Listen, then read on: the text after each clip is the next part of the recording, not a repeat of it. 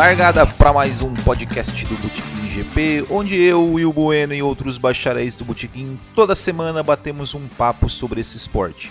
E hoje vamos matar saudade daquelas equipes que fizeram parte da história da Fórmula 1 e que infelizmente não estão mais. E nós listamos aqui as 10 equipes que mais fazem falta na Fórmula 1, e quem escolheu essas 10 equipes foram vocês, bacharéis do Botequim, através de uma votação no Facebook. Então, as 10 equipes que mais fazem falta na Fórmula 1 a partir de agora.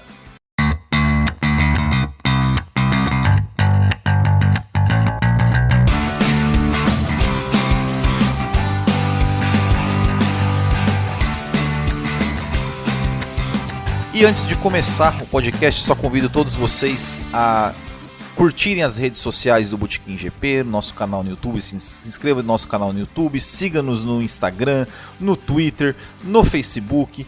Também siga o Botequim GP no seu agregador de podcast em todas as redes sociais, ou então você pode entrar no www.botequimgp.com.br e lá você vai ter todas as informações sobre o Botequim, nossos vídeos, nossos podcasts, o nosso bolão do Botequim e todas as nossas redes sociais e nossas formas de você entrar em contato com a gente. Bom, então, só para começar aqui, vou apresentar meu convidado de hoje, que vai trocar uma ideia aqui comigo sobre as 10 equipes que mais fazem falta na Fórmula 1. Pedro Estevão, muito boa noite, muito bom dia, muito boa tarde, dependendo do horário que você estiver ouvindo esse podcast. Pedro, muito obrigado, seja bem-vindo mais uma vez. Bom dia, boa tarde, boa noite, Will, e os nossos ouvintes, nossos bacharéis. Pois a gente tem muita história para contar e com certeza muita gente tem motivos aí para se emocionar bastante com essas finadas. Com certeza, vamos lá. Bom, nessa história da Fórmula 1 aí de quase 70 anos, né, nós tivemos aí muitas equipes, construtores aí que passaram pela categoria máxima do esporte motor mundial. Algumas tiveram passagens discretas e muitas vezes desapareceram da memória, né, dos entusiastas. Outras, mesmo com resultados abaixo da média, esbanjaram carisma, simpatia e até o orçamento não dá mais conta de manter a equipe. Entre as campeãs também tem aquelas que foram engolidas pelos orçamentos cada vez mais astronômicos da categoria e acabaram deixando com muita saudade, né? E no ano passado o Botequim GP realizou uma enquete no grupo do Facebook do Botequim GP para saber dos nossos bacharéis quais as equipes que eles mais sentiam falta. Na verdade, eu fiz essa enquete com a intenção de fazer um vídeo sobre isso, mas né, hoje o Pedro trouxe essa pauta para a gente falar das equipes que fazem falta e eu lembrei dessa enquete que eu fiz e coloquei, como eu não fiz o vídeo, então, bom, aproveitamos aquela pauta, aquela enquete para fazer a pauta de hoje. Então nós vamos falar sobre as 10 equipes que mais fazem falta na Fórmula 1. Então já começando aí com a 10ª equipe que mais faz falta na Fórmula 1, na opinião dos bacharéis do Botequim. Pedro, conta aí pra gente qual é a 10ª equipe. Surpreendentemente, os nossos bacharéis sentem falta da Toyota. A montadora japonesa ela tinha já participado do Mundial de Endurance na década de 80 e 90 e decidiu embarcar na Fórmula 1 no início dos anos 2000 com a Renault, com parceria com a Panasonic, né, fabricante de pilhas japonesa, sim, um dos símbolos, né, do país. Um orçamento bastante favorável para a época. A Toyota surgiu na Fórmula 1 como uma provável equipe vencedora, com bastante potencial e muita gente boa trabalhando. Infelizmente não rendeu nenhuma vitória, Will. Os melhores resultados da Renault na história da Fórmula 1 foram em segundo lugar do Trulli na Malásia e depois no Bahrein na temporada de 2005, que eu não sei se você lembra, mas foi uma temporada totalmente fora da caixinha na época, Totalmente. porque a gente estava acostumado com o domínio aí de 5 anos consecutivos da Ferrari e de repente o início da temporada veio com Renault, Toyota e se não me falha a memória, a Toyota na primeira corrida de 2005, eu não sei se eles largaram na primeira fila, as duas Toyota na primeira fila ou na segunda fila, algo assim, mas eles largaram bem na frente, já na Austrália em 2005, né? Não, se não me engano, inclusive foi pole do Trulli, e aí a vitória do Fisichella. E depois a Toyota ela teve um ano muito competitivo em 2009. A Toyota fez o segundo lugar em Singapura com o Timo Glock e com o Trulli no Grande Prêmio do Japão, que foi um GP movimentadíssimo. Não sei se você vai lembrar, mas foi um GP muito decisivo para o campeonato. E sim, que, de certa forma, acabou deixando o Button em condições favoráveis para ser campeão no Brasil. Uhum. E nessa temporada de 2000 não foi em 2009, na verdade foi em 2005 que a Toyota alcançou sua melhor colocação no Mundial de Fórmula 1, que foi o 4º lugar. Como eu disse, foi um campeonato muito fora da caixinha. Pra quem não se lembra, né, o campeonato de 2005, eles proibiram a troca de pneus, não podia trocar pneu, e também tinha o treino, né, você fazia o treino no sábado de manhã e no sábado à tarde, e somava os 2 tempos dos 2 treinos, né, pra definir o grid de largada. Eu lembro que as principais mudanças foram essas. Sim, inclusive a Toyota, ela teve um ano, a Toyota tinha tido um ano muito competitivo em 2003. Sim. Que foi o último ano com apenas 6 pilotos na zona de pontuação. A Toyota conseguiu 12. Não, 2003 já eram 8. Foi quando começou com 8. Foi 2003. Foi em 2003? 2003 começou com 8. Não, é verdade. Mas mesmo assim, para uma equipe que estava no segundo ano, você só conseguir somar essa quantidade de pontos, tendo em vista o sistema de pontuação, é muita coisa. É uma condição bem decente. Infelizmente, a Toyota deixou a Fórmula 1 em 2009 por conta da crise financeira mundial, né? A Honda tinha deixado em 2008 para 2009 por conta dos problemas lá da fábrica no Japão. E a Toyota seguiu o mesmo rumo em 2009 para 2010.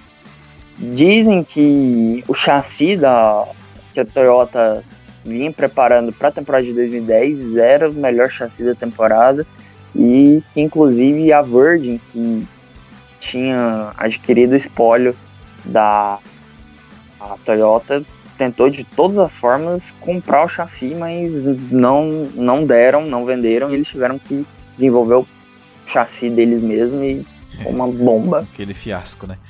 Aquele fiasco. E só pra gente encerrar aqui da Toyota, falando em piloto, falando em piloto. Falou em Toyota, quais pilotos que te vem à cabeça assim? O Trulli, carro largo, né? O Trulli. O Trulli era, naquele tempo, as pessoas falam que era difícil de ultrapassar, era mais difícil de ultrapassar ainda o Trulli, né? Então, o Ralf Schumacher também, que ele encerrou a carreira lá. Sim. E o Kobayashi, cara.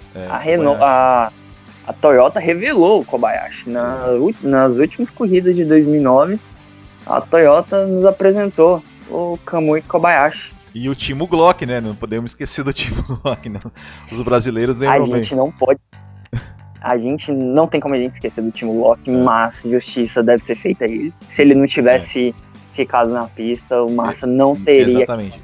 Chance. Inclusive eu fiz uma crônica sobre isso, chamada O Injustiçado Glock, tá? Vocês depois olhem ali, procurem no nosso canal, vocês vão ver toda a história certinho, que o Glock, na verdade, se não fosse o Glock, como o Pedro falou, se não fosse o Glock, o Lewis Hamilton tinha ganhado muito mais tranquilamente aquele título. Bom, vamos lá. Número 9, sem mais delongas. Pedrão, manda ver. Outra equipe que me surpreendeu bastante, mas eu acho que a última equipe, vamos dizer assim, raiz da história da Fórmula 1, né? É a Stewart. Na década de 70 a gente viu muita equipe de ex-piloto ser fundada e não dá certo. Mas por que te surpreendeu? Eu não esperava que as pessoas tivessem essa... Eu não esperava que o nosso público tivesse, assim, essa saudade da Stewart. Entendeu? Foi uma equipe que ficou na Fórmula 1 por um período curto, né? Entre 97 e 99. Mas a Stewart, ela teve um desempenho muito decente ao longo da Fórmula 1, ao longo da estadia dela na Fórmula 1. Sim. Só que aí veio depois um caminhão de dinheiro da Ford, né? Ford, para passar a equipe, para nomear a equipe como Jaguar em 2000. Esperava-se que a partir de 2000 a equipe fosse deslanchar. E, infelizmente, a Fórmula 1 a Fórmula 1 orçamento é primordial, mas não é tudo. Isso. Ainda mais com o grande desempenho que teve em 99, né, principalmente, né? 99 foi o melhor ano da Stewart na Fórmula 1. Ela conseguiu o 4º lugar no Mundial de Construtores. Foi uma temporada também muito louca, né? A gente, você que é mais velho que eu, deve lembrar muito bem. Uma temporada em que Ed Irvine, quase Ed Irvine, e Hans-Harald Frentzen, de Jordan. De Jordan chegou até a penúltima corrida com chance de ser campeão. O Schumacher quebrou a perna, né? Quebrou as duas pernas. Foi a temporada que o Schumacher quebrou as duas pernas, ficou fora da temporada. A gente teve uma quase vitória do Mika Salo de Ferrari. E teve, como a gente disse anteriormente, a equipe Stewart encerrando o campeonato na 4ª colocação e deixando espaço aí para Ford vir com a Jaguar. E com vitória, né? Com vitória, inclusive. Né? Foi, né? E, dobradinha, assim, não foi vitória. Não foi? Foi dobradinha. Não foi dobradinha, acho que foi terceiro, né? O Rubinho acho que foi terceiro, né?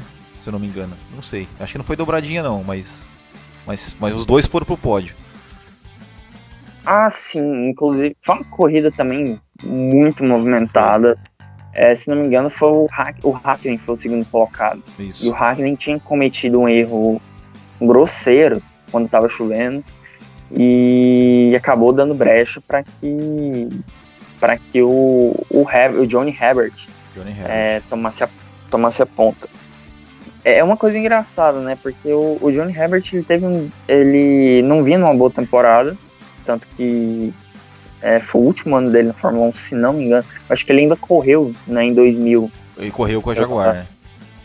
Ele correu com a Jaguar ainda, dividindo a equipe com o Ed Irvine, mas ele não vinha tendo um bom desempenho. O Rubinho, tanto que o Rubinho, que vinha no ano assim fantástico, de uma quase vitória no Brasil, quem não se lembra daquele... Quem não se iludiu, né? Achando que não sonhou, não se iludiu não, quem não sonhou, né, com a vitória dele naquela, ele liderou a corrida por, acho que foram 23 ou 24 voltas que ele liderou a corrida, na frente das duas, da McLaren e na frente do Schumacher de Ferrari. E o problema dele, se não me engano, foi gasolina, né? Foi um cálculo eu não me lembro da gasolina que ele não conseguiu chegar ele não conseguiu chegar na janela seguinte. Foi de partir o coração, né? O Rubinho Interlagos não se deram bem durante a Fórmula 1. Bom, eu acho que o Rubinho é o grande nome, né, dessa equipe, né? Que inclusive, né, que carro lindo que eles tinham, né? Nossa, sim, sensacional, né? As cores do kilt, né? Passando pelo branco, fazendo referência à Escócia. Sim. belo carro. E a Jaguar também, que veio depois, também era um lindo carro. Bom, vamos lá. Equipe número 8, que mais faz falta na história da Fórmula 1. Manda ver. Pois é, Will. A equipe que ficou na 8ª colocação é a equipe de Giancarlo Minardi. Essa pra mim tinha que ser o top 1, mas tudo bem, né? Como não é a minha escolha, né? Pois é a escolha do nosso público, a gente é democrático, né? Isso. E é uma equipe que marcou muito a Fórmula 1. Por incrível que pareça, a Minardi, ela ficou na Fórmula 1 por 19 anos. É uma marca incrível para uma equipe tão pequena, né? Isso. De 86 a 2005. 86 a 2005, em 86 a gente lembra que ela estreou no certame com o motor moderno, né?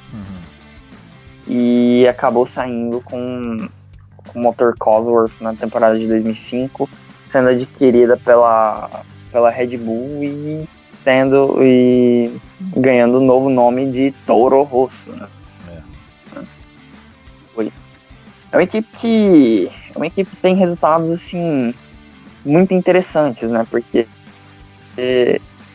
ela tinha um orçamento miserável, né, para estar na Fórmula 1, mesmo na década de 80 e 90, e conseguiu feitos surpreendentes. A terceira colocação do Pierluigi Martini na classificação do GP da Austrália em 89, que deixou todo mundo assim de boca aberta.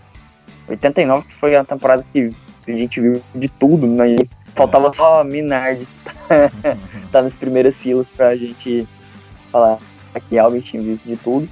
Depois, em 91, a gente teve 2 quartos lugares do Pierluigi Martini, que o Martini, foi que em San Marino. Que eu acho que é o grande símbolo da Minardi, né?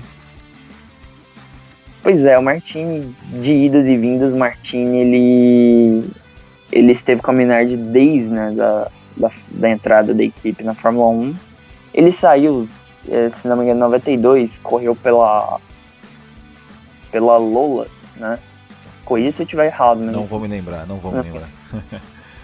Se não me engano, foi pela Lola ou da Lara. E depois ele acabou voltando para a equipe no meio da temporada de 93 e ficou lá até 95, né?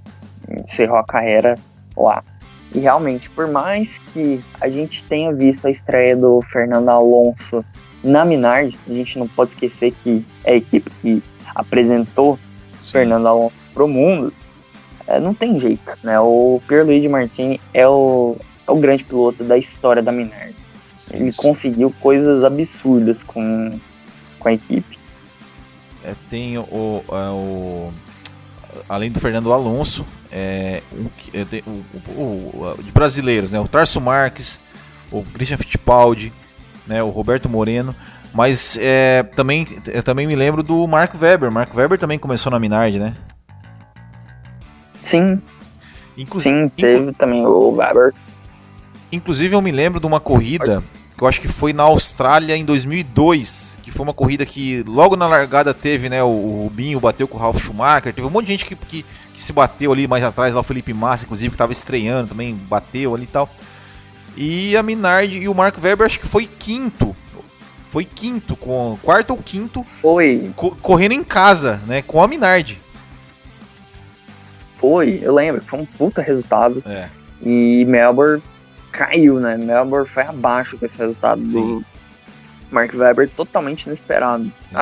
Geralmente, a gente lembra muito dessa primeira metade dos anos 2000 com o domínio de Schumacher, mas o GP da Austrália ele era muito mais movimentado do que tem sido nos últimos anos. Sempre acontecia alguma coisa surpreendente. Eu acho que o Schumacher não teve tantas vitórias assim em Melbourne. Essa de 2002 o Schumacher ganhou, mas nas outras, acho que teve em 2003 ou 2004 que tem uma briga ali dele, ele, Montoya e Trulli, que é espetacular, mas enfim. Ou não sei se é até nesse de 2002, mas eu lembro que é uma briga espetacular.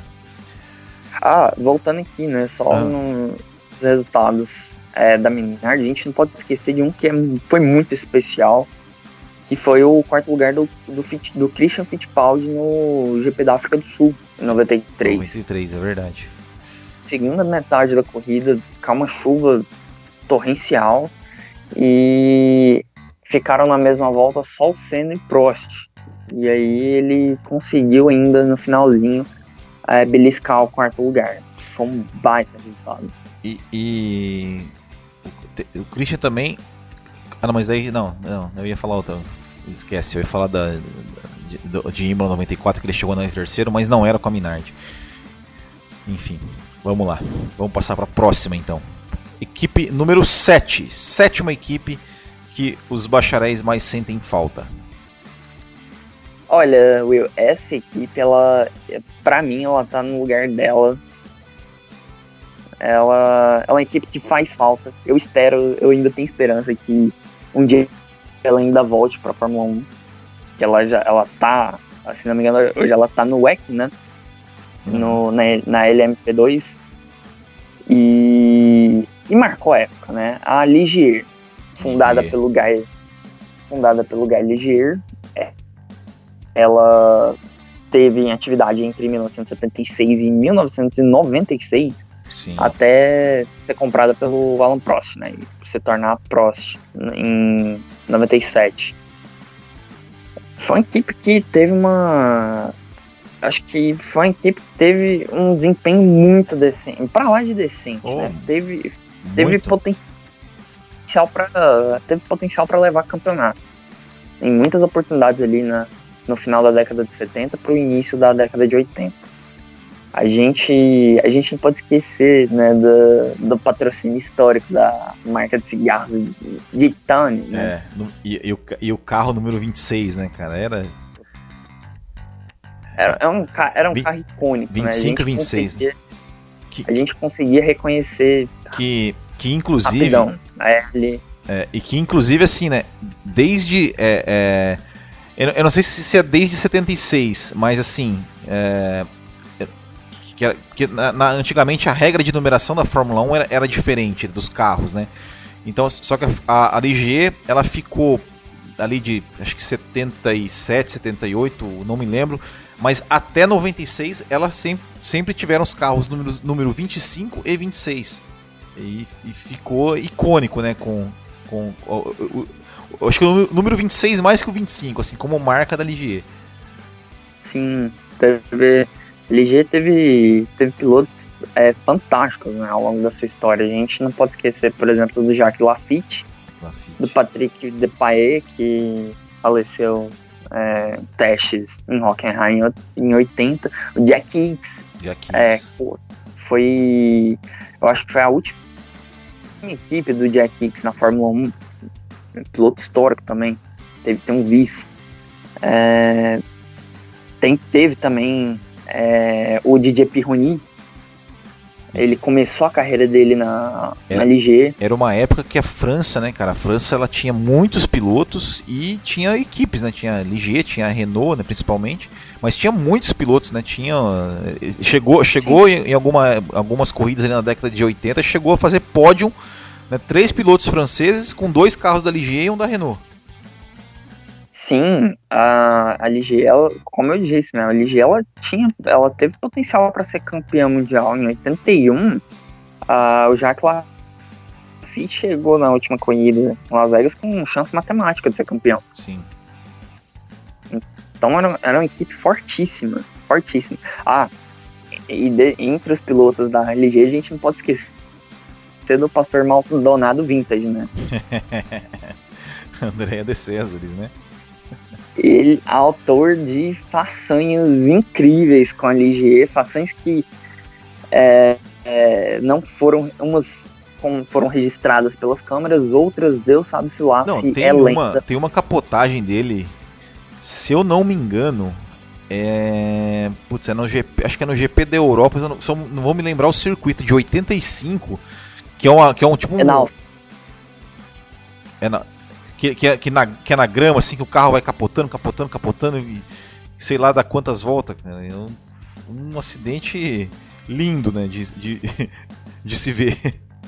Eu já li sobre uma história de que ele conseguiu enfiar o carro da Ligier. Não, aliás, não lembro se foi da Ligier ou se foi da Alfa Romeo. Ele pilotou também pela Alfa Romeo no início da década de 80. Que ele conseguiu enfiar o carro numa árvore. É possível. É possível, é bem possível. Naquela época os treinos não eram bem registrados, então não dá pra saber até onde é verídica essa história. Mas do De Césares, tudo é possível, né? Tudo é possível. Agora vamos voltar aqui, né, pra falar de Ligier. A gente não pode esquecer dos resultados deles, né, Will? A Ligier, nesses 20 anos de Fórmula 1, a Ligier teve 9 vitórias. A primeira dela já no segundo ano de categoria. Então pensa, na época em que a gente vê a Fórmula 1 cara desse jeito, mas na década de 70 a Fórmula 1 ela tava assistindo assim, o crescimento desse orçamento exorbitante, e a Ligier conseguiu fazer sua primeira vitória já no segundo ano. Então é uma coisa pra lá de impressionante. Sim. E aí, na temporada de 79, eles começaram com tudo e venceram as primeiras corridas, né, na Argentina com o Laffite, e uma dobradinha com o Laffite e o Depoyer no GP do Brasil. Foi um domínio total da Ligier. Parecia que eles iam vencer o campeonato igual a Mercedes está fazendo nessa temporada. Mas a Ferrari conseguiu se recuperar.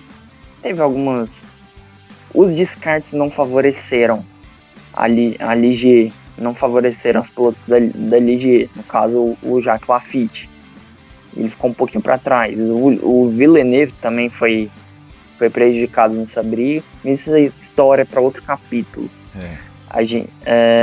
Só uma menção também, só para encerrar, a Ligier teve como melhor resultado na Fórmula 1, no Mundial de Construtores, a vice-colocação em 1980, temporada que teve amplo domínio da Williams, Williams Saudi, né, do Sheik. Isso. Do Alan Jones, né? Do Alan Jones.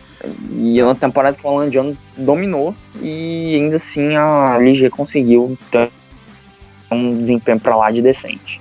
E não podemos esquecer da última vitória da Ligier, né, do Panis em Mônaco 96, a corrida que 4 carros terminaram e a corrida que o David Coulthard correu com o capacete do Michael Schumacher. A corrida acho que é a corrida mais bagunçada de todos os tempos, né? O pessoal fala muito daquele GP de Mônaco de 82, mas esse de 96 é uma coisa assim que só acontece uma vez. Exatamente. Bom, então, né, encerramos a Ligier, vamos para sexta equipe, qual é? É a Tyrrell, né, a equipe fundada pelo Ken Tyrrell, e essa equipe ela tem uma história um pouquinho peculiar, né, Will? Porque a Tyrrell, como time, foi campeã em 69, mas o chassi não era da Tyrrell, o chassi era da Matra, né, a construtora francesa. Então, o título de construtores, o único título de construtores da Tyrrell, veio em 71. E com isso, o Mundial de Pilotos do Jack Stewart, o segundo dele. Bom, perfeito, né, pra Tyrrell. Domínio total, Jack Stewart no auge da pilotagem dele. E a equipe dele, né, se tem um símbolo para essa equipe, é o Sir Jack Stewart. Com certeza. Ele conquistou os 3 títulos dele, tendo como chefe o Ken Tyrrell. Para mim é um dos team principals mais icônicos da história da Fórmula 1. Para mim também, sem sombra de dúvida. Nessa Fórmula 1 assim, que a gente vê tão engessada, tão corporativa, faz falta esse tipo de chefe traz um certo espírito para a categoria, né? Sim, com certeza. Bom, a Tyrrell, que, né, também tinha o número icônico, né, sempre o número 3 e 4 nos carros, né, a não ser, acho que nos anos que corriam com o 1 e o 2, né, quando o Jack Stewart tinha sido campeão no ano anterior, né. E além do Stewart, assim, uma lembrança que me vem da Tyrrell é o Jean Alesi, né, na temporada de 89, que ele correu algumas corridas, mas principalmente na temporada de 1990, principalmente aquele duelo com o Senna nos Estados Unidos, né, de 90, e que acabou o alavancando para a Ferrari na temporada seguinte, né. Sim, o Alesi foi a equipe que revelou o Alesi, que não era um piloto que não tinha chamado tanta atenção assim nas categorias de base, e naquela temporada de 90 surpreendeu todo mundo. Essa temporada de 90, assim, pra Tyrrell, ela é um pouquinho peculiar, né? Porque a Tyrrell, ela foi a primeira equipe que trouxe... A Tyrrell foi uma equipe que sempre inovou.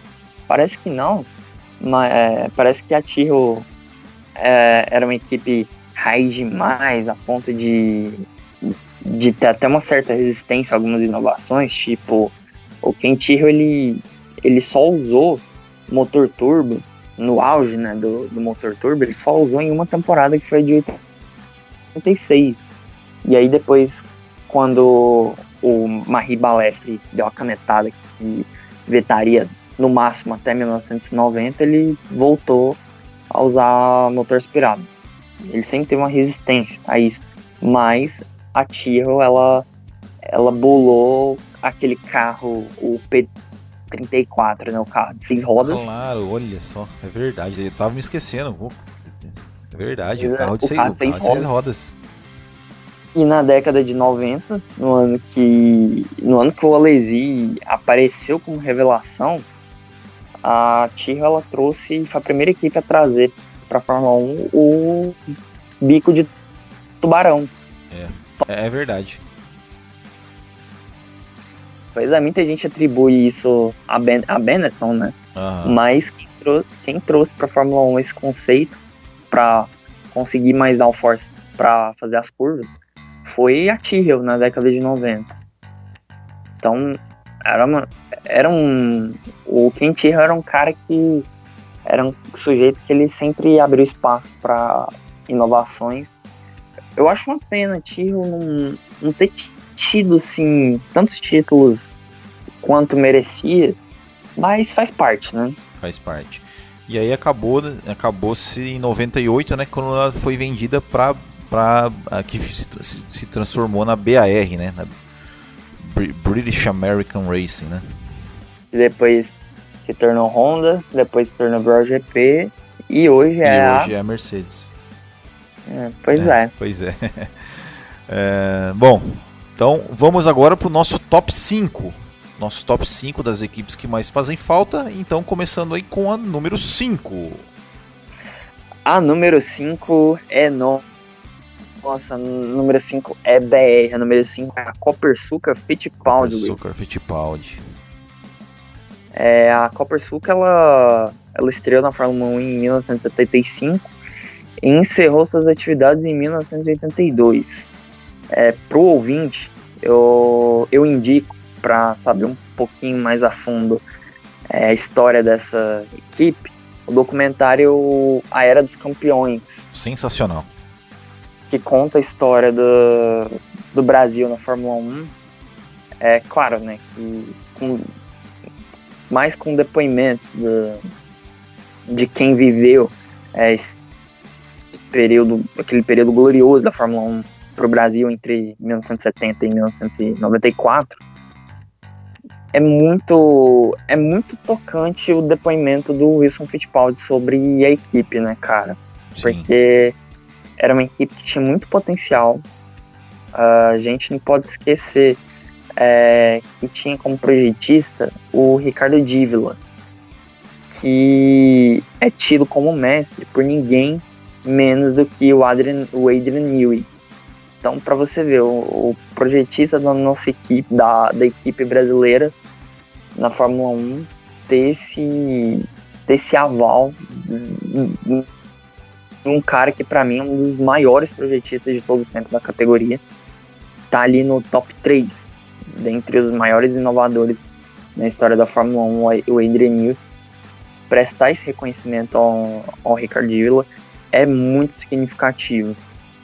E mostra o quanto que a equipe foi injustiçada, né? A Copersucar, ela teve um desempenho muito decente desde o início dela, desde que ela entrou na Fórmula 1.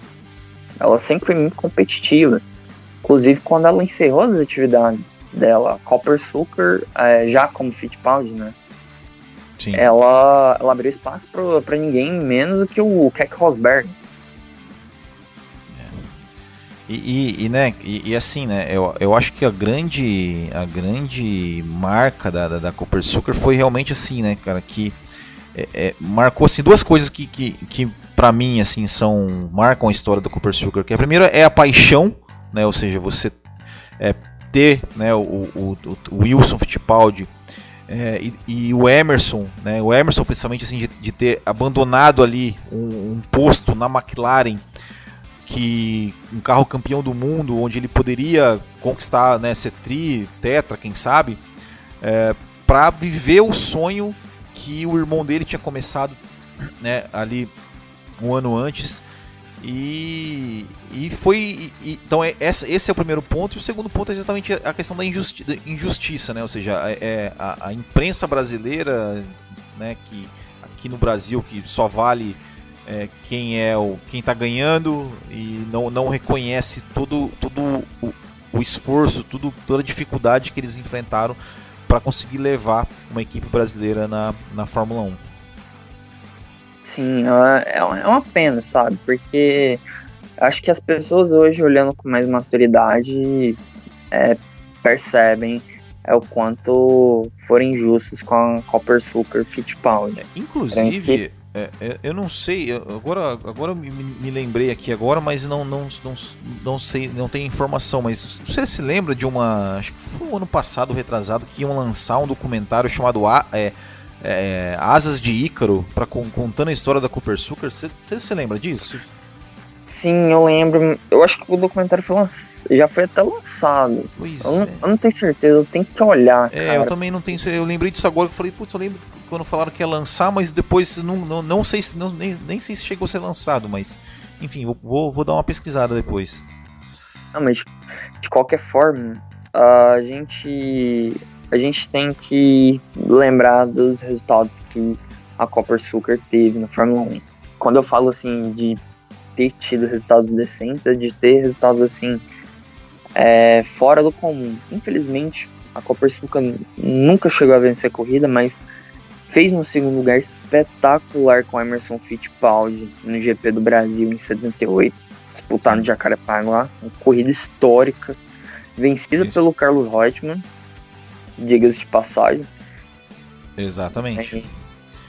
Inclusive a gente contou aqui no nosso podcast, na série Corridas para Ver de Novo, a gente contou essa corrida aí. É sensacional, uma corrida realmente para ver de novo. E teve também resultados muito bons da equipe na temporada de 80. Foi um pódio do Keck Rosberg na Argentina e o pódio do Emerson em Long Beach, que foi uma corrida que foi marcada pelo acidente do Clay Regazzoni, né, que deixou ele paralítico. E pela primeira vitória do Nelson Piquet, né? Foi a primeira vitória do Nelson Piquet e o último pódio do Emerson Fittipaldi. Tem uma foto, né, icônica, né, dos dois juntos no pódio, né? Sim, sensacional. Coisas da Fórmula 1, né? Sempre esses momentos que a gente só percebe depois, né? O quanto eles foram icônicos. Exatamente. Bom, vamos agora para equipe número 4, para daqui a pouco a gente chegar no nosso pódio. E aí, quarta equipe que mais faz falta na Fórmula 1 é a Benetton. Essa equipe me surpreendeu muito as pessoas terem falta da Benetton, porque foi uma equipe ela tem continuidade pela Renault, né? Sim. E aí depois ela voltou a ser, ela virou Lotus e depois voltou a ser Renault. Então, eu particularmente, eu não sinto tanta falta assim da Benetton, mas justiça seja feita. A Benetton, ela partiu da iniciativa de um cara do meio da moda que é mega entusiasta de automobilismo e que colocou todas as suas fichas, geral marca consolidada, mas colocou todas as suas fichas numa equipe de Fórmula 1 e acabou conseguindo 2 títulos mundiais de pilotos e o título de construtores, que colocou a equipe para sempre, né, na história da Fórmula 1. Não tem jeito, né? Sim, com certeza, né? Os 2 títulos com o Schumacher, né, 94 e 95. E o que eu lembro da Benetton, minha lembrança da Benetton quando eu era criança é que os carros da Benetton eram sempre os carros mais assim extravagantes. Eu lembro aquela pintura, por exemplo, de 89 e 90, que era verde, vermelho, amarelo e azul, cara. Aquela pintura pra mim, assim, cara, é uma pintura... Ela é tão feia que ela chega a ser bonita, entendeu? E aí se tornou icônica aquela pintura. E sempre quando falo da Benetton, a primeira imagem que me vem na cabeça é aquela Benetton. Não é a Benetton do Schumacher, não é a Benetton aquela amarela, né, de 91. É essa Benetton de 1990. Era um carro tão feio que ele ficou bonito. Era sensacional, né? A Benetton, quando ela chegou na Fórmula 1 como patrocinadora da Tyrrell, né? Eu lembro assim de ver fotos, né, na internet. A Tyrrell tinha, foi, se não me engano, em 83, né, que teve essa parceria. A Tyrrell tinha um carro escandaloso, né? Era um que era verde e aí tinha um monte de risquinho colorido assim no... Sim, isso. Era um carro... Mas eu acho que esse aí já era Benetton, né? Sim. Não era carro de 86 também, eu acho muito bacana. Carro de 86 da Benetton. Inclusive, da 86 que a Benetton ela alcança sua primeira vitória, um corridaça do Gerhard. Foi uma corrida que também mudou completamente a história daquele campeonato. E acho que ninguém naquela época imaginaria que a Benetton fosse um dia conseguir ser campeã, né? Com certeza, exatamente. E a Benetton, outras lembranças que eu tenho da Benetton, né? A dobradinha Piquet Moreno em Suzuka 90 e a última vitória do Piquet no Canadá 91, né? Pois é, bem lembrado. Foi uma corrida assim que foi marcada por um acontecimento pitoresco, né, com o Nigel Mansell. Coisas de Nigel Mansell. Coisas de Nigel Mansell. O cara tava com quase 1 minuto de vantagem e resolveu dar tchauzinho pra galera. Coisas de Nigel Mansell, né? Deixou a rotação do motor cair e rebentar o sistema eletrônico do carro. Coisas de Nigel Mansell. Isso, na última volta. Mas...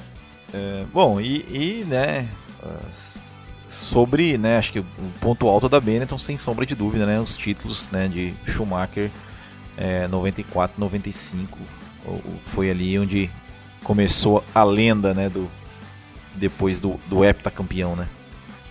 Sim, 94 a Benetton surpreendeu todo mundo, porque todo mundo pensava que a grande equipe da temporada seria a Williams, mas com a mudança do regulamento, a Benetton acabou se beneficiando em função de algumas características aerodinâmicas do seu carro. O Flávio Briatore, isso daí é fato.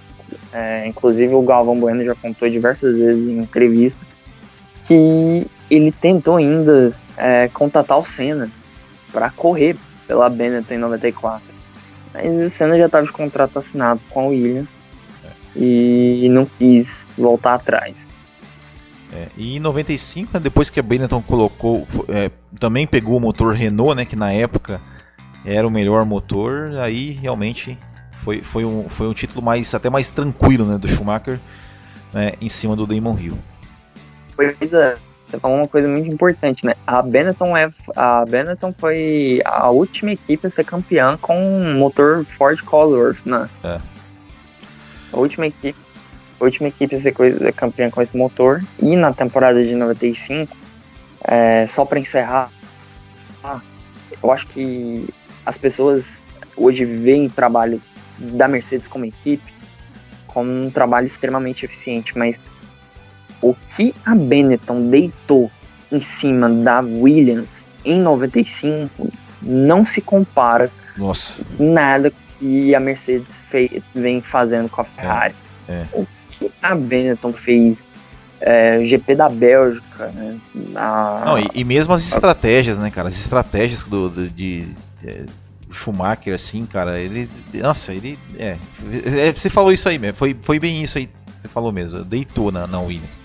Sim, é sensacional. Eu indico pro ouvinte o anuário da temporada de 95, né? É um anuário que, por ter sido lançado um ano após a morte do Senna, né, o início dele editorial é bem emocional, mas se você pegar assim as nuances do campeonato, você vai ver o quanto a Benetton, com um carro assim um pouquinho pior que o carro da Williams, conseguiu compensar isso e fazer um trabalho de equipe sensacional para conseguir o título.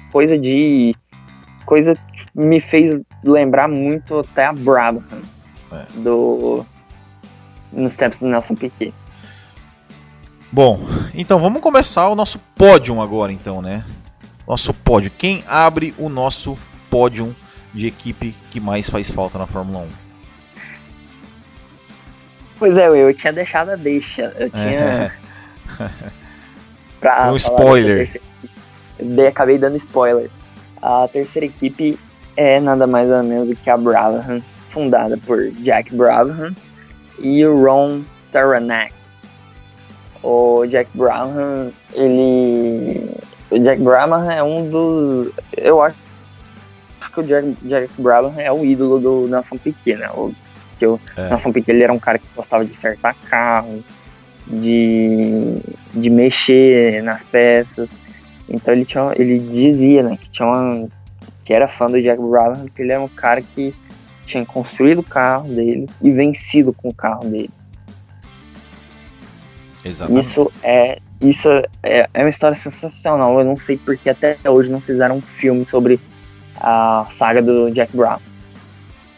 Porque conseguir ficar na Fórmula 1 por 30 anos e ainda conseguir 4 títulos mundiais de pilotos e 2 de construtores não é para qualquer um. Eu acho que a única equipe, eu posso estar enganado, mas se não me engano, a única equipe de ex-piloto que conseguiu, de piloto / ex-piloto, que conseguiu o título mundial. Talvez a McLaren, né? Do Bruce, né? Mas infelizmente o Bruce não pôde ver os títulos da McLaren em vida, mas o Jack Brabham, ele conseguiu essa proeza de construir e ganhar com o próprio carro, que é sensacional. Eu acho que é uma das histórias mais fantásticas da Fórmula 1 é a história do Jack Brabham. Sem sombra de dúvida. Uma coisa de louco. O campeonato de 66 que ele fez com a Brabham foi, assim, sensacional. O campeonato perfeito. Numa era em que a Fórmula 1 tinha uma concorrência fortíssima com o Jim Clark. Você pode colocar ele tranquilamente ali no top 3 dos pilotos da história da Fórmula 1. O Graham Hill, que era um pilotaço. Eu acho que teria condições aí tranquilamente para colocar ele também ali num top 10 tranquilo de melhores pilotos, que era um Mr. Monaco, né? É. E o cara conseguir vencer com o próprio carro é sensacional. E teve o Danny Hulme, que é um campeão assim, que pouca gente conhece, né? Mas o Danny Hulme, que é um neozelandês que foi campeão também com a Brabham em 67. O Danny Hulme, ele é conhecido assim por boa parte do povo brasileiro por ter sido companheiro do Emerson na McLaren em 74. E ele é um baita piloto também, né? Ele depois que ele saiu da Brabham, ele acabou indo para McLaren. Tinha aquela turma era bem unida, né? O Jack Brown, o Bruce McLaren, o pessoal ali da Oceania. Então existia ali um círculo de amizade bem forte, e o Danny Hulme acabou topando em 1970 para McLaren e fez corridas fortes. Se não me engano, ele conseguiu algumas vitórias pela McLaren. Eu tenho certeza, porque inclusive ele começa a temporada de 74 vencendo na Argentina. Mas voltando na Brabham, eu acho que alguma dúvida, né, que um grande nome além do Brabham, né, que vamos deixar aquele café com leite, né, não conta. Eu acho que o grande nome da equipe, Nelson Piquet, né, 2 títulos, 81 e 83. O Nelson Piquet, ele conseguiu um negócio assim. Muita gente fala do Senna em relação ao Prost, mas a gente tem que ser muito justo com o Piquet. O Piquet chegou na Brabham dividindo box com ninguém menos do que o Niki Lauda. O Niki Lauda com o número 1 no carro. O Niki Lauda era campeão mundial. Exatamente, 78. Ele dividiu os boxes com o Niki Lauda, venceu o Niki Lauda, conseguiu ser campeão mundial, um carro que não era o melhor. A Brabham, nos anos do título de Piquet, ela ficou em terceiro no Mundial de Construtores, né? Seria como hoje se o Max Verstappen fosse campeão com a Red Bull, né? Sim, e é uma coisa que infelizmente hoje em dia é praticamente impossível de acontecer, mas o Piquet conseguiu, com a equipe, né? Com o trabalho de equipe, a astúcia dele, o Gordon Murray, porque a gente também não pode ser injusto de dizer que o carro era uma porcaria. Não, o carro era muito competitivo. O carro era bem competitivo. Com certeza. Na temporada de 83, inclusive, eles contavam com, acho que o motor mais potente da história. Aliás, eu acho não. É o motor mais potente da história da Fórmula 1, que era aquele BMW L4. E estamos esquecendo de um nome importante da Brabham aí também, né? Bernie Eccleston. Pois é, o cartola mais famoso da história da Fórmula 1, ele foi chefe da Brabham de 1970 até 1985, se não me engano. Que aí quando ele larga de vez a equipe, passa a cuidar da Foca. Inclusive, estou lendo o livro dele que conta, recomendo muito, se chama Não Sou um Anjo. Eu tô meio atrasado na leitura aqui, mas recomendo muito. E aí... pode falar. Eu também preciso retomar uma leitura desse livro, porque tem histórias muito interessantes do Bernie Eccleston. E realmente ele não é um anjo. E agora, só para encerrar aqui, ó, uma pegadinha para você aqui, Pedro, que você não colocou isso na pauta. Eu vou te perguntar aqui, ó. Tem mais um campeão que foi revelado pela Brabham. Você sabe quem foi ou não? Campeão revelado? Olha, revelado pela Brabham. Que começou na Brabham e foi campeão mundial depois. Olha, o Damon Hill, ele estreou na Brabham. Damon Hill estreou na Brabham em 92, né? Foi o último ano da Brabham, foi um ano muito difícil, né? Triste de ver. Eles faziam pré-qualificação, né? Com 92. Sim, a Brabham ficou de fora aí de várias corridas até encerrar suas atividades. Chegou a ficar atrás. Se você for procurar os resultados das pré-qualificações, chegou a tomar tempo da André Moller. Que era uma draga, né, que fez parte do grid naquela temporada. Bom, uma pena. É uma equipe que eu tenho absoluta certeza todo mundo gostaria de volta ao certame. Sem certeza. Inclusive, nossos bacharéis aqui que botaram ela na terceira posição. E agora vamos para nossa medalha de prata da equipe que mais faz falta, das equipes que mais fazem falta na Fórmula 1. E só poderia ser... Pois é, Will. Hoje em dia, as pessoas veem como símbolo, né, britânico na Fórmula 1 qual equipe? Símbolo britânico? Uhum. A Williams, eu imagino. A Williams, a McLaren. A McLaren é até mais forte que a Williams. Isso muito em função da década de 80 da McLaren. Mas entre 1959 e 1958 e 1994, o grande símbolo britânico na Fórmula 1 foi a Lotus, fundada por Colin Chapman. Colin Chapman, pra mim, é o chefe de equipe, assim, icônico da história da Fórmula 1, é Colin Chapman. Não é à toa, assim, que tem dois chefes de equipe, pra mim, que são muito significativos pra categoria. Pela história de vida, né, também. É o Colin Chapman e o Frankie Williams. Eu acho que não é à toa que Sylvester Stallone colocou naquele filme horroroso, Alta Velocidade, um cara que... o Burt Reynolds, meio que fazendo ilusão tanto ao Frank Williams quanto ao Colin Chapman. Porque pra mim a equipe... acho que a equipe Lotus, ela conseguiu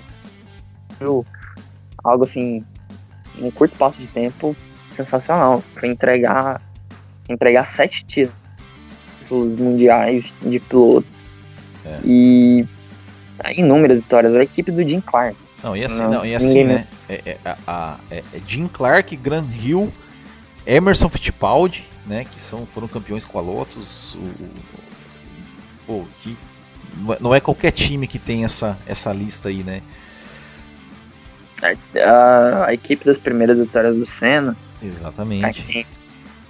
E também a equipe que deu o título aí ao último campeão norte-americano, o Mario Andretti, que não é norte-americano pra valer, mas defendeu a bandeira dos Estados Unidos e é ídolo lá, e era um cara que pilotava qualquer coisa, até trator. E inclusive do livro do Bernie Eccleston que a gente estava falando agora há pouco, ele conta bem a história que foi a Lotus que começou com o patrocínio de cigarro. A gente até que falou sobre isso no podcast, né, dos ícones da Fórmula 1, né, que a gente falou que foi a Lotus que começou com o patrocínio de cigarro, né, com a Golden Leaf, aquela Lotus vermelha, branca e dourada, né? Sim. A gente não pode esquecer de uma das cores mais icônicas da história da Fórmula 1, que é aquela Lotus preta com os filetes dourados. Com o patrocínio da John Player Special. E a Lotus do Jim Clark também, verde e amarela, também é icônica, né? Sensacional. É um cara que merece uma biografia. É o Jim Clark. Que também, a história dele. Que também, assim, morreu muito cedo. E ele era em treinos, assim, né? Ele foi recordista de pole positions até bastante tempo, né? Acho que foi só o Senna que foi bater ele, né, em pole positions, se eu não me engano. Sim, o Senna conseguiu bater o recorde de pole positions dele 21 anos depois da morte dele. O Senna bateu o recorde dele em 89. Se não me engano, foi no Grande Prêmio do México. Ele conseguiu bater o recorde de poles, e eu acho que nessa mesma corrida ele conseguiu alcançar o número de vitórias do Jack Stewart. Aí já não vou me lembrar. 27. Mas, assim, voltando a falar da Lotus, é uma equipe que faz falta pro entusiasta, porque ela tinha aquele espírito racer, né? Que a gente vamos ser bem honestos, a gente sente falta. Eu não gosto da RBR por conta da forma que se dá o patrocínio. O negócio que eu detesto na Red Bull é esse negócio de obrigar a logomarca ser uma característica principal do capacete. Sim, eu também detesto, cara, detesto. Eu detesto isso, mas eu detesto muito. E olha que eu gosto demais dos pilotos que passaram pela Red Bull. Eu gosto do, vamos dizer assim, eu gosto do staff da Red Bull, mas eu não gosto dessa metodologia, dessa filosofia da equipe, assim, dessa forma da equipe funcionar. E eu acho que a Lotus, mesmo trazendo para a Fórmula 1 os patrocínios da indústria tabagista, ela trouxe ícones muito importantes para a Fórmula 1. Ela conseguiu deixar sua marca. Com certeza. Ela revelou Nigel Mansell, né? A equipe que revelou o Mansell. E aí teve, né, teve aqui, Stirling Moss, né, aí Jim Clark e Graham Hill, que a gente falou. O Jochen Rindt foi campeão com a Lotus também. O Emerson Fittipaldi, Mario Andretti. O Nelson Piquet correu na Lotus, infelizmente numa fase não muito boa, né, em 88, 89. E o Ayrton Senna, né? Então, poxa, o Hélio De Angelis também correu pela Lotus, né? Sim. O piloto Jack Hicks. É uma lista respeitável, né? É uma lista muito respeitável. Se a gente for colocar aqui na ponta do lápis os pilotos que passaram pela Lotus, as vitórias que a Lotus conquistou. Isso que a gente vai ficar aqui o programa inteiro. Isso que a gente nem tá considerando essa fase Lotus ali, né? Que veio depois, né? Que venderam o nome, sim, aquela coisa toda. A gente tá considerando só até 94, né? Sim, a gente tá considerando a original. A matriz, a original. Raiz. E falta, cara, como eu disse, falta esse tipo de equipe na Fórmula 1, esse tipo de equipe com iniciativa que surge de um cara, entendeu? Não de uma companhia. Exatamente. Tipo a Red Bull. Tipo quase todas na Fórmula 1 hoje. Não tem jeito. O orçamento hoje da Fórmula 1 é astronômico, milhões. Assim, que é uma coisa que a gente pode falar num próximo podcast, mas uma coisa que acontece. A gente não vê mais equipes formadas por ex-pilotos, né? Os pilotos não montam mais equipes, mas enfim. Sim. Bom, vamos lá então, né? Pra equipe, segundo os bacharéis do Botequim, que faz mais falta na Fórmula 1. Conte aí qual é. Você ficou surpreso, Will? Eu fiquei surpreso. Eu não esperava que fosse... Eu esperava que fosse estar na lista, mas não na primeira posição. Pois é, eu também não, mas... Eu achava que a Lotus ia ficar na primeira posição. Por conta do Senna e tal. Mas, surpreendentemente, a nossa equipe escolhida como a mais saudosa da Fórmula 1 é a equipe de Ed Jordan. A Jordan. Que esteve em atividade entre 1991 e 2005. A equipe que revelou para o mundo ninguém menos do que Michael Schumacher. Exatamente. E Rubinho Barrichello. Só que a história do Michael Schumacher ela acontece de uma forma até peculiar, né? Porque no final de semana do Grande Prêmio da Bélgica, posso te interromper? Eu contei essa história numa crônica do Botequim. Chama-se A Prisão que Revelou uma Lenda. Não conte, viu, Pedro? Assista lá, pessoal. Assista lá que vocês vão saber a história que aconteceu de como o Michael Schumacher entrou na Fórmula 1. Tem lá, na crônica do Botequim. Desculpa te cortar, mas eu deixo fazer a galera entrar no canal. Não, sim. É justo. É justo, né? Aliás, eu queria só deixar o convite aqui para patrocinadores, né, Will? A gente aceita dinheiro para fazer propaganda, viu, pessoal? Exatamente. Aceitamos. Cerveja, então, principalmente.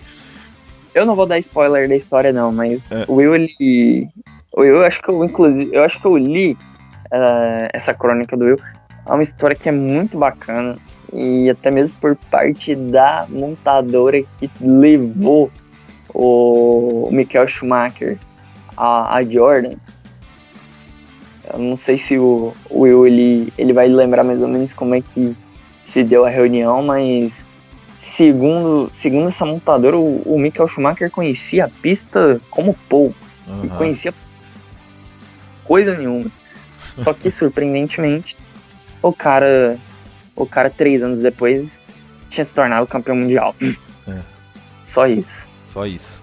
Não, e assim, né, ele largou, acho que em P7, ou sexto lá, né, já na estreia dele, né, se classificou na frente do companheiro, e só que, né, não completou a primeira volta, né, o carro parou na primeira volta. Pois é, a Jordan, querendo ou não, a Jordan era uma equipe pequena.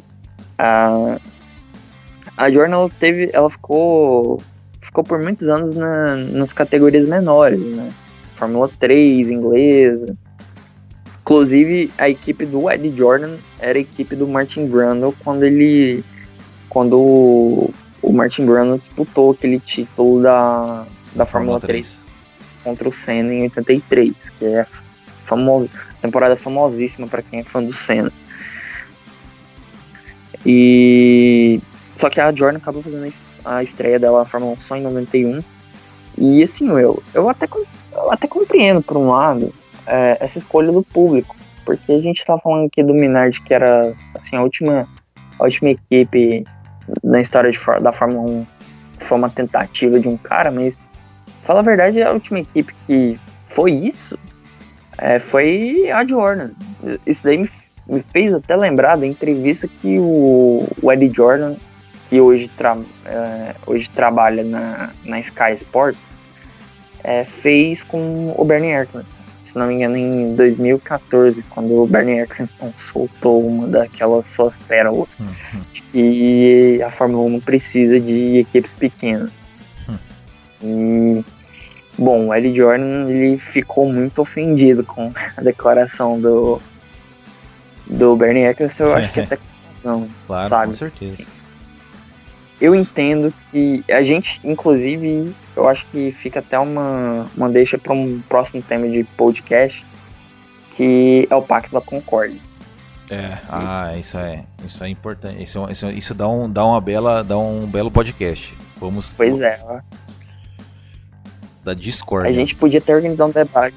Vai dar muita discórdia, porque assim, o Pacto da Concórdia, a princípio, foi aceito assim, por boa parte dos chefões, mas depois de 94, ele passou a ser contestado por caras como o Ken Tyrrell também. Ken Tyrrell ele era a favor, só que depois ali mais ou menos Ken em 96, Tyrrell, Frank Williams, os garagistas começaram a contestar isso e achar que isso daí ia acabar suprindo as equipes pequenas.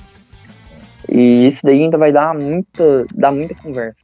Mas voltando aqui pra Jordan, é uma equipe assim, que pra mim tem uma história fantástica também, como todas as outras 9 equipes que estão nessa lista. E se não conseguiu um título mundial foi por pouco, né? 99 teve, né, com Hans Harald Frenz, naquela Jordan linda, né, amarela. Com tubarão desenhado no bico. Não era tubarão ou era cobra? Eu lembro que teve um ano que era uma cobra, teve uma vez que depois era um gafanhoto. Não sei. Se não me engano, na temporada de 99 era uma cobra mesmo. Era uma cobra. Era serpente, mas muito massa. Mas de qualquer forma, a Jordan tem motivo sim para deixar saudade. Eu acho que foi a última equipe de garagista que sobreviveu, que viveu a Fórmula 1, né? E agora a gente tá vendo aí, por exemplo, a Williams nessa toada dramática, e querendo ou não, o Williams surgiu como garagista. A Williams que, apesar, né, disso, foi uma equipe que teve seu período como superpotência na categoria, né? Construiu um império e hoje está amigo no fundão do grid. E a gente aí tem como exemplo essa história aí do Eddie Jordan. A gente não pode esquecer assim, de vitórias inesquecíveis como a do Damon Hill em Spa 98, que foi uma corrida assim, totalmente maluca. Sim. E dobradinha, na verdade, inclusive, né? E foi a primeira vitória da Jordan, né? Foi a primeira vitória da Jordan com dobradinha. Uma coisa maluca. O Ralf Schumacher, né? Sim, era o Ralf Schumacher. E é uma coisa que é interessante, né? Que o Ralf Schumacher ele se dói para essa corrida até hoje, porque a gente não vai ser bobo, né? De dizer sim. O contrário. A Fórmula 1 é um esporte coletivo. E o Ralf tinha mais ritmo que eu, mas o Eddie Jordan ordenou para que os garotos trouxessem imagina. Carro pra casa. Com tudo que tinha acontecido naquela corrida de acidente, de batida, de chuva e tal, o cara nunca ganhou e ia fazer uma dobradinha, você já imaginou, né? Imaginou os dois pilotos se batem ali. Deus. Não, eu não vou nem... A gente não vai nem entrar em detalhes, viu? Porque dá pra fazer um podcast inteiro só sobre aquela corrida. Que aconteceu absolutamente de tudo. De tudo. No GP da Bélgica de 98. Bom. A última vitória, a gente não pode esquecer, só pra fechar. E a última vitória da Jordan veio numa situação mais maluca ainda do que em 98. O vencedor só foi declarado vencedor 2 semanas depois. É verdade. GP do Brasil de 2003, né? Aquela corrida que não teve nem largada e nem chegada, né? Sim, foi um absurdo aquela corrida, né? Eu lembro que a pole foi do David Coulter. Não, a pole foi do Rubinho. Atrás, safety car. Não, a pole foi do Rubinho. Foi do Rubinho? A pole foi do Rubinho. Só que ele aí teve que... Por conta dos pneus lá, largou com safety car e o Rubinho foi ficando para trás.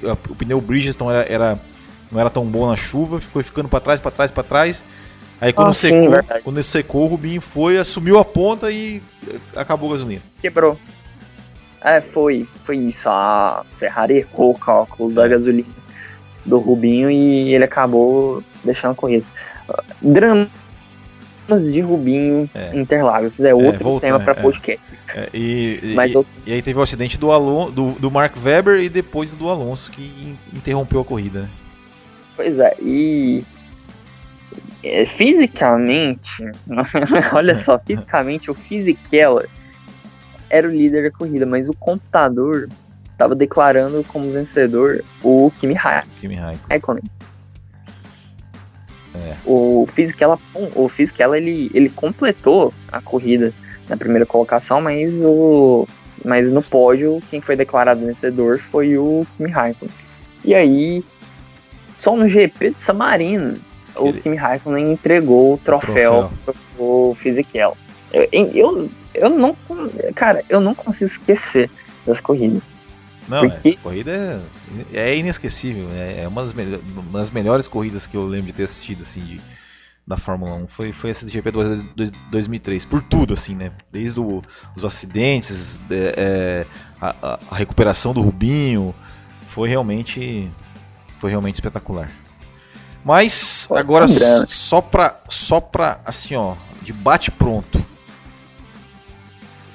Tivemos a lista com as 10 escolhidas pelos bacharéis. Alguma pra você ficou de fora? Ou essa lista tá de bom tamanho?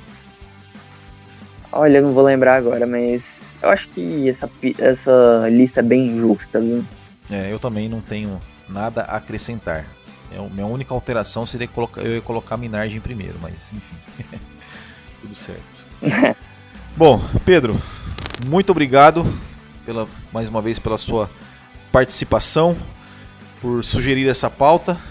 Foi bacana nosso bate-papo aqui, um pouco mais longo do que de costume os nossos podcasts, mas acho que as lembranças vão valer a pena, a galera vai ouvir esse podcast ali e nem vai ver o tempo passar. Valeu, deixa seu último recado aí. Muito obrigado. Nossa, muito obrigado por mais uma participação no podcast do Botequim GP. E, bem, pessoal, é muita história para contar. A gente colocou aí equipe que rende aí 2 horas de história para mais. Então, é isso, cara. A Fórmula 1 tá aí há quase 70 anos, nos brindando aí com grandes histórias, e as suas equipes, com essas suas equipes não seria diferente. É isso aí, pessoal. Muito obrigado ao ouvinte pela participação, pela audiência. Muito obrigado ao ouvinte pela audiência. E até a próxima. Só para fechar, eu gostaria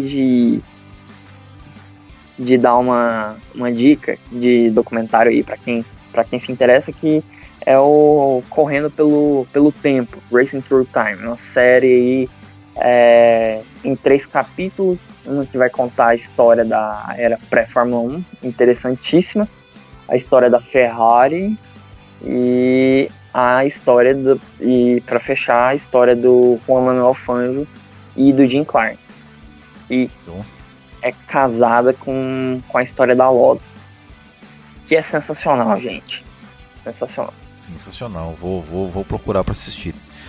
Bom, então é isso. E você, bacharel do Botequim, que não votou na nossa enquete lá no Facebook, faltou alguma equipe?